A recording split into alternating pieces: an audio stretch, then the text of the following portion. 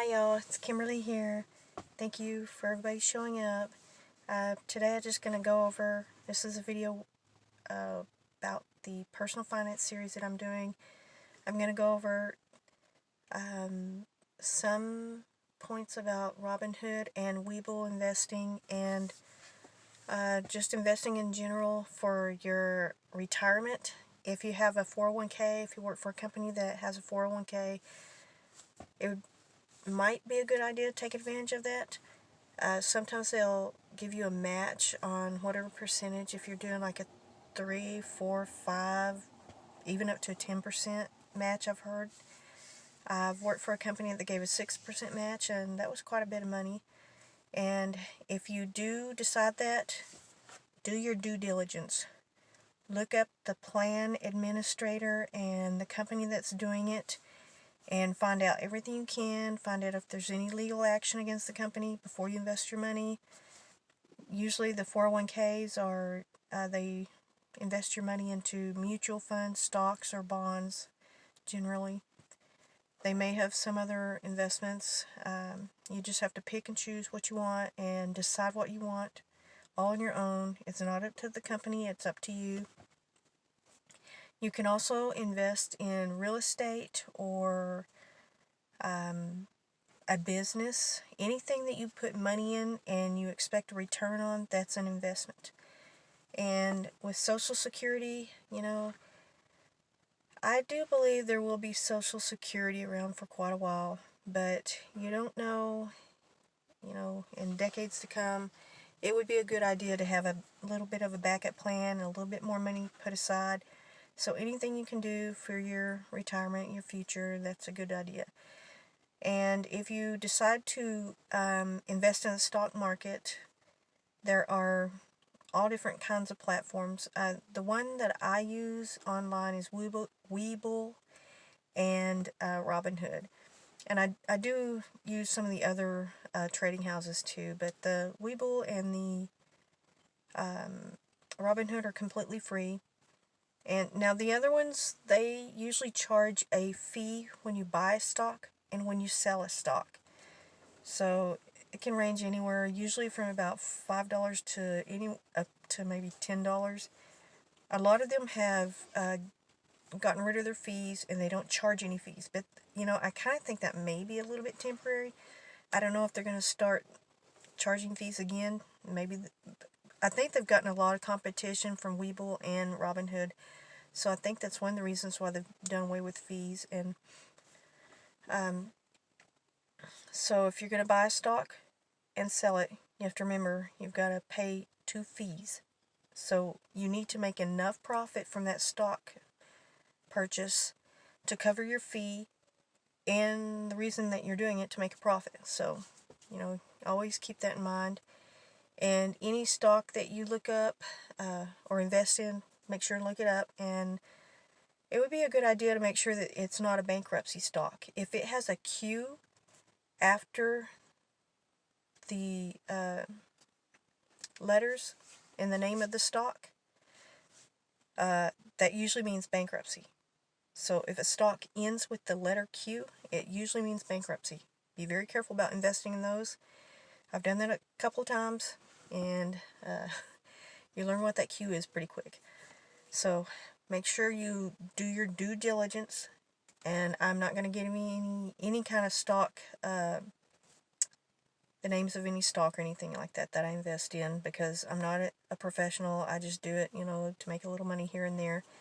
I also invest a little bit in cryptocurrency, which that's a little bit confusing sometimes because it's a digital asset, which is kind of abstract in a way. And it started out as a way for people to tip other people on social media platforms. If they like to comment or a post or something, you could buy digital money. You paid real money to get this digital money, and you would put a little bit into a little tip jar that they had, a virtual tip jar. And I don't know if platforms still do that or not. I don't know. But I never did it. But I just recently, just the past few years, have started investing in the cryptocurrency, and I've made a little bit of money here and there from it. And you have to be very careful.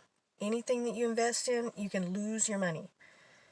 So you can lose money, you can make money. Just be very careful, and then just try to investigate every little thing about the company.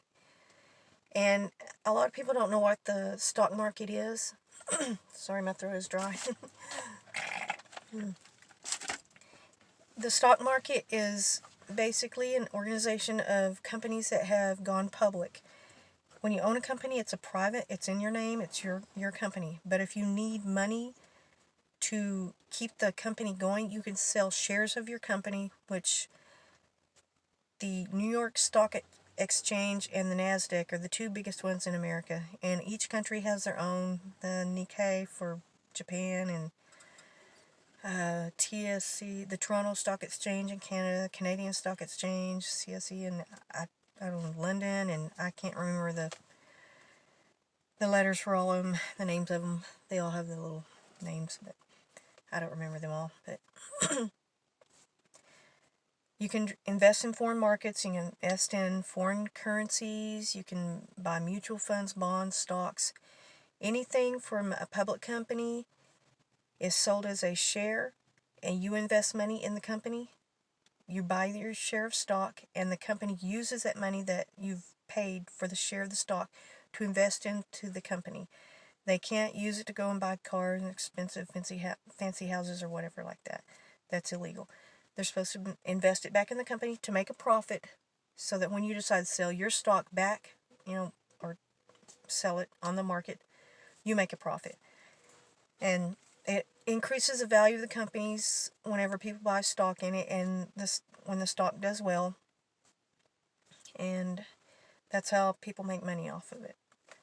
And it can be long-term or short-term. And if you're a day trader, you have to have at least $20,000 in a special account, and you can trade stocks as many times as you want, the same stock, as many times as you want on the same day.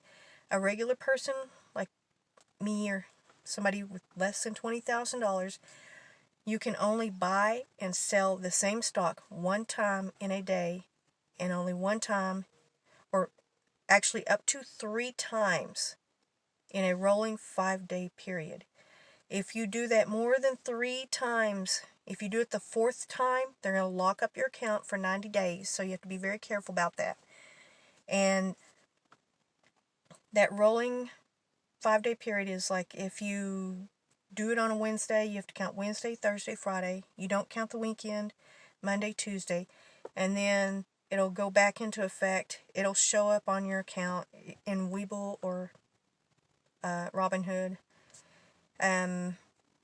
You'll have to watch for the time. Usually, I think at the same time, like if you sell it at 2 o'clock or 3 o'clock, whatever, they do it pretty much close to the hour of which you've sold or bought a stock.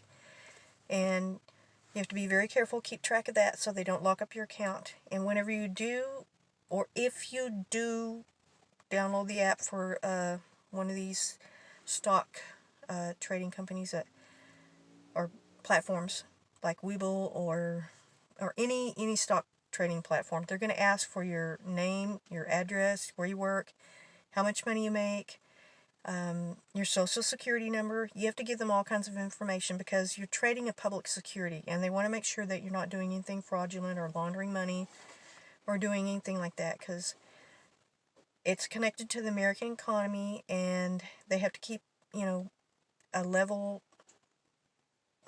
make sure they don't crash the economy. That's why they also put a limit on how many times you can trade stocks unless you have a large amount of money, because it will crash the economy. It will crash the market if everybody went on there and just traded willy-nilly, hundreds of times every day. It would crash the market. So if you want to think about something like that, due diligence. Look up things, learn about the company, Google the company, learn if there's any fraud, if they're involved in any kind of bankruptcy or anything like that. Do stuff like that first. Get to know stocks, get to know the terms of the stock market, something like that. Do a little bit of, don't just plunk down $500 on a stock that you don't know anything about, or if you've never invested or anything like that. Look up things on the internet you can find all kinds of glossaries with financial terms that'll help you understand the stock market and look up different stock markets from across the world, different markets, the foreign exchanges and everything like that. Just look things up, investigate, educate yourself, and hopefully you'll hit it big or have a good retirement. Well, thank you all, and like, comment, subscribe. Thank you so much. Bye-bye.